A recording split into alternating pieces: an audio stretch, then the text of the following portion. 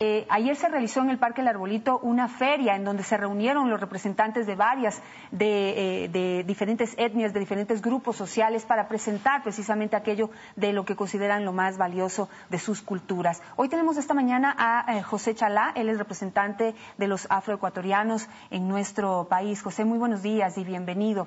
Bueno, ¿qué fue lo que consiguieron ayer? Ayer, pues en esta feria mostraron mucha de su riqueza cultural, pero también discutieron acerca de políticas para poder hacer una integración real de las minorías hacia las políticas de Estado del Ecuador. Buen día, y fundamentalmente para definir qué significa este Estado plurinacional e intercultural, cómo se construye. Y se construye sobre la base de los pueblos originarios, pueblos y nacionalidades indígenas, el pueblo afroecuatoriano, pueblo montubio, que somos signatarios, según la Constitución, de 21 derechos colectivos como pueblos. Además, yo creo que es importante que la sociedad blanco-mestiza del país también es parte de la interculturalidad. No es interculturalidad simplemente para indígenas, afroecuatorianos y montubios. Entonces yo creo que esa reflexión nos ha posibilitado realmente comenzar a construir este Estado, este país democrático, pero en donde estén los diferentes pueblos. ¿Qué pudimos hablar? Yo creo que esta es una revolución del sentido, una revolución del conocimiento, en donde las epistemologías, los saberes, las sabidurías de estos tres pueblos se juntan con la sabiduría y la epistemología o filosofía occidental, que es otra más entre estas tantas filosofías y formas de ver el mundo. ¿Qué es lo que usted aspiraría a que cambie dentro de las políticas del Ecuador para mejorar, por ejemplo, el estado, la situación, la realidad de los pueblos afroecuatorianos en el Ecuador? No, fundamentalmente este es el tema de cómo diseñamos las políticas públicas. ¿Cómo nosotros ponemos políticas públicas? Yo mismo soy uno del encargado de diseñar políticas públicas para el pueblo afroecuatoriano, pero al mismo tiempo tiene que estar con los recursos económicos que comiencen a nivelar las situaciones de vida de todos los ecuatorianos y ecuatorianas. Es decir, todos esos niveles de asimetría, de pobreza, pobreza extrema, tenemos que sobrepasar y superarlo. El tema de la educación. No es posible que el 0.02% de mujeres y hombres jóvenes afroecuatorianos apenas tengan un título de cuarto nivel, a nivel de maestría o doctorados. ¿Qué significa eso? Significa que no estamos teniendo acceso adecuado a la educación, y educación de cuarto nivel, básicamente. Otro de los temas, tenemos el 38%, perdón, entre el 48 y el 52% de déficit de vivienda del pueblo afroecuatoriano. Significa entonces que tenemos que trabajar en política pública de vivienda focalizada. En temas de educación también creemos que se habla mucho, y el anterior reportaje me pareció muy hermoso, que aprendamos a hablar en quichua, a pensar y ver la cosmovisión, pero todos y todas.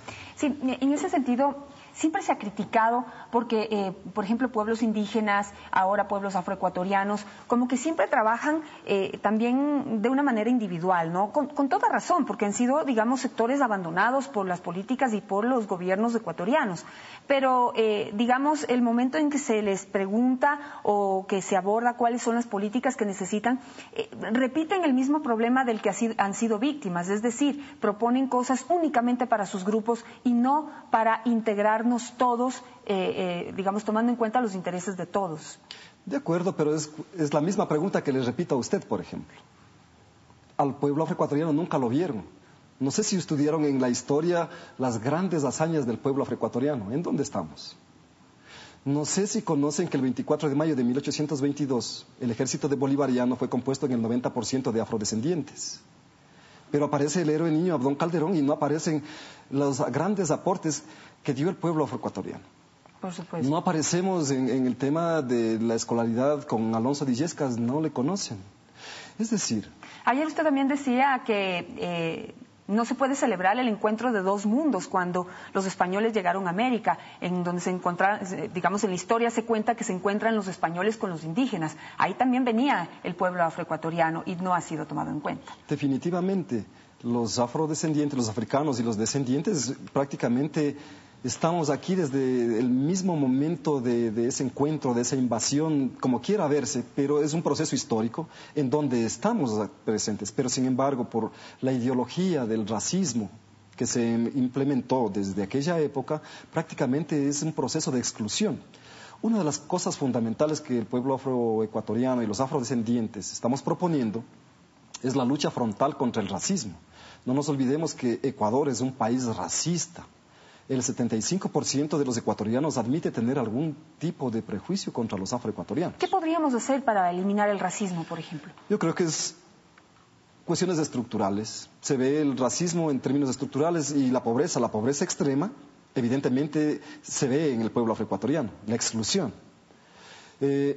Tenemos que trabajar en temas de la cotidianidad, en el lenguaje.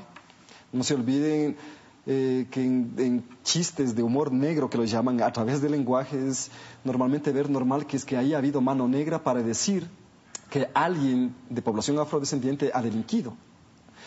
Nos ven, ya nos han ubicado como predadores sociales. Eso tenemos que ir cambiando. ¿A través de qué? De la educación, de la escuela. Es momento, entonces. Normalmente yo cuando estaba en la escuela, en el colegio, en la misma universidad, siempre aprendí de la historia de la conquista de los españoles. Aprendí la mal llamada prehistoria. Yo creo que eso es increíble, eso es una violencia en el lenguaje. Pero de los indígenas, ¿verdad? Pero nunca me encontré con mis abuelos, mis ancestros africanos y descendientes. Definitivamente tienen una historia riquísima y muy también, digamos, afianzada en la música, en sus costumbres, de las que también conocemos muy poco y que realmente es nuestra obligación en las nuevas generaciones poder inculcar los valores de nuestros pueblos. Yo creo que dentro de eso del racismo, hoy tenemos otro mal en el que caemos todos los ecuatorianos y no sé cómo lo ve usted. Así como somos racistas, ahora también somos xenófobos. Y discriminamos también a pueblos, digamos, extranjeros que vienen, por ejemplo, el pueblo colombiano, al igual que el pueblo afroecuatoriano también. Colombiano es catalogado de sicario, ladrón, narcotraficante, sin siquiera conocer a esa persona. Exactamente, es decir, caemos en el racismo, la xenofobia y otras formas conexas de intolerancia. Es exactamente por los estereotipos que vamos construyendo y nos hemos construido a lo largo de estos últimos 519 años.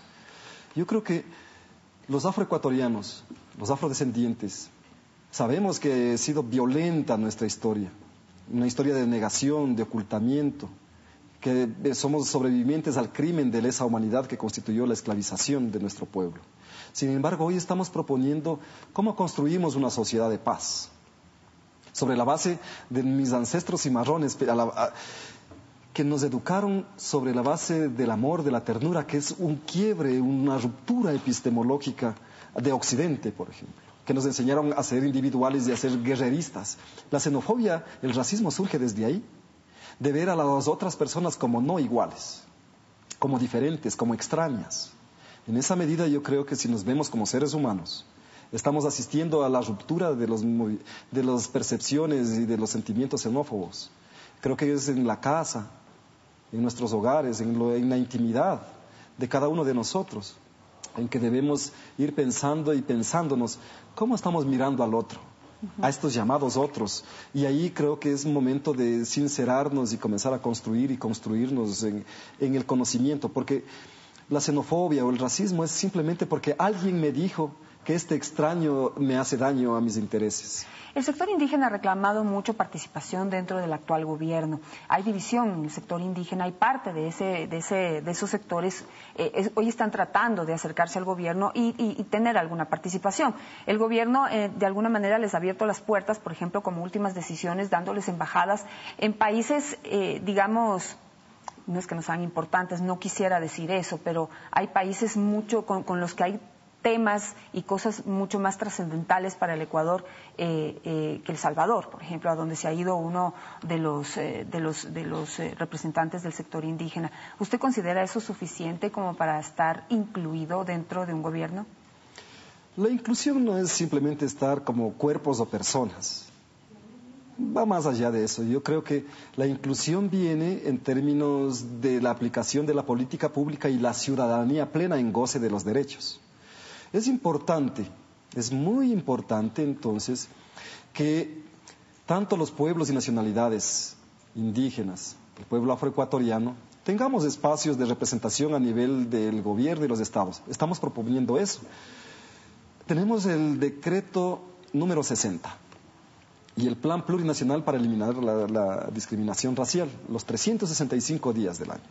Es decir, en donde lo que estamos planteando los afroecuatorianos, para todos, es decir, que en los ministerios, en el sector público, estén trabajando afroecuatorianos, afroecuatorianas, indígenas, montubios, es decir, todos estos grupos sociales de estos pueblos que tenemos 21 derechos colectivos que tengan la opción. Ahora, como embajador, a mí me gustaría que se abra unas embajadas y ojalá pueda irme de embajador valga la cuña, entonces.